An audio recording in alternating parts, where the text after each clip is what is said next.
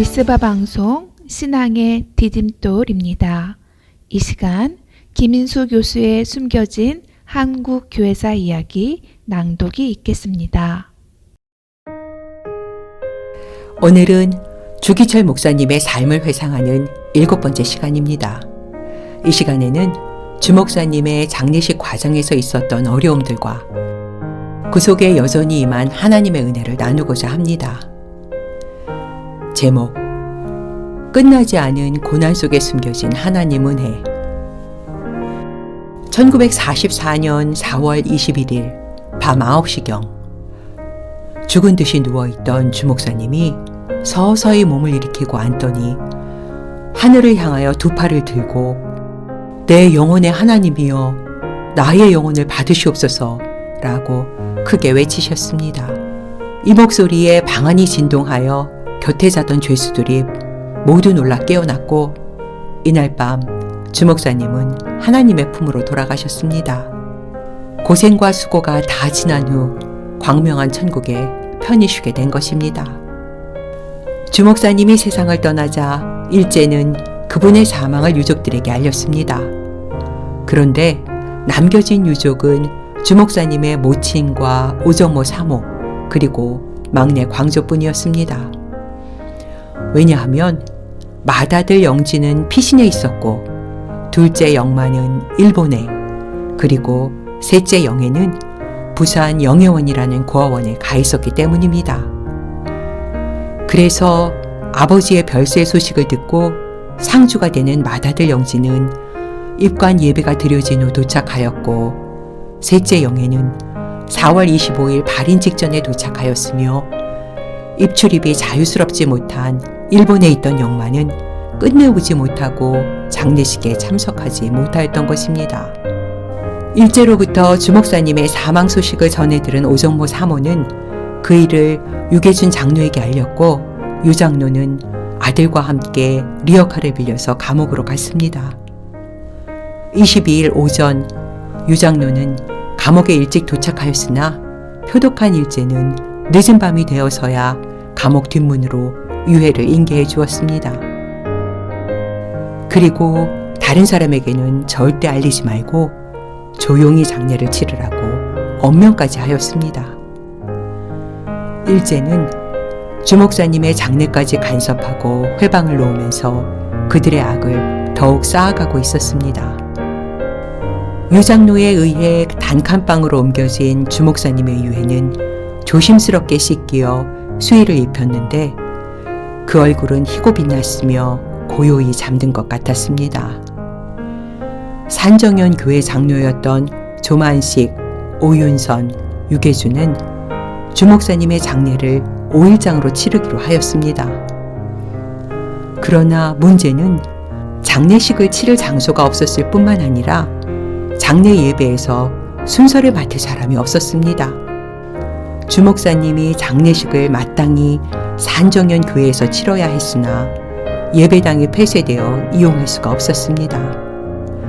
그리고 다른 교회들도 일제의 감시와 명령 때문에 예배당을 장례식장으로 빌려줄 형편이 아니었습니다. 더욱 안타까운 것은 예식 순서자로 나서는 사람이 없었다는 것입니다. 모두 일제의 눈치를 보느라 순교자의 장례 주례를 하겠다고 나서는 목사가 없었던 것입니다. 그래서 결국 주 목사님의 장례식이 상수리 셋집 골목 입구에 있는 제2고등보통학교 서광중학교 정문 앞 공터에서 준비되었고 예식인도는 유계준 장로, 설교는 박정익 장로가 자원하여 맡아서 1944년 4월 25일 오전에 발인 예배가 시작되었습니다.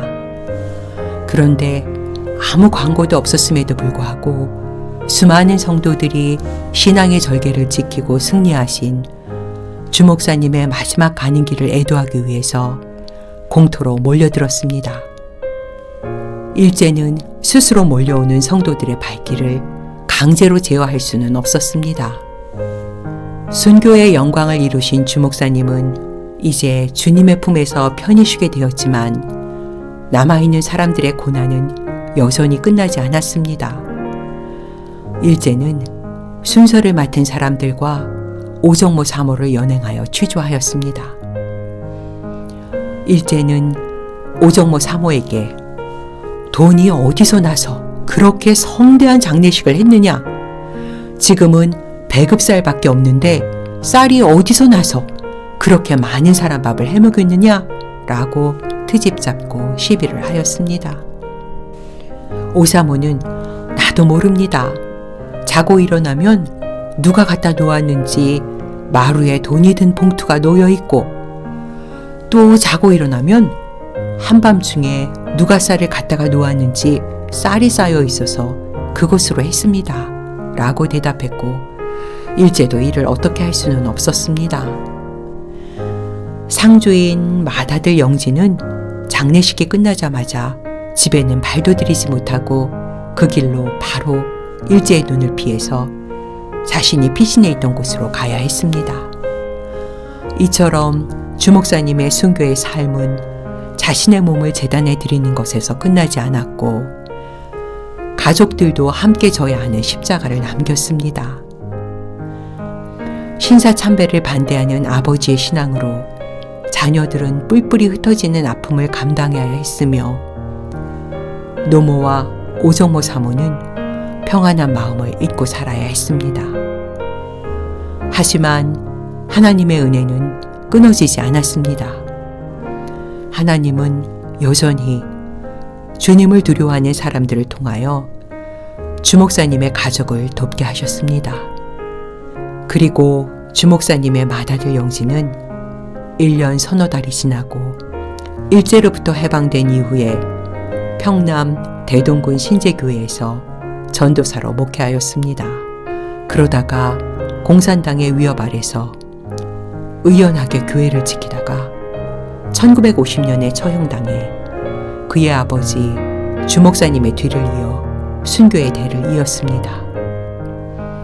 사랑하는 성도 여러분, 이러한 모습을 세상의 눈으로 본다면 고난과 아픔이 가득한 가족이 되겠지만 하나님의 시각으로 본다면 믿음과 순교의 대를 잇는 은혜를 받은 가족이 아닐 수 없습니다. 이 시간 자신의 삶을 세상의 눈이 아니라 하나님의 시각으로 바라볼 수 있기를 소망합니다. 그러할 때 숨겨져 있던 하나님의 은혜를 발견할 수 있을 것입니다.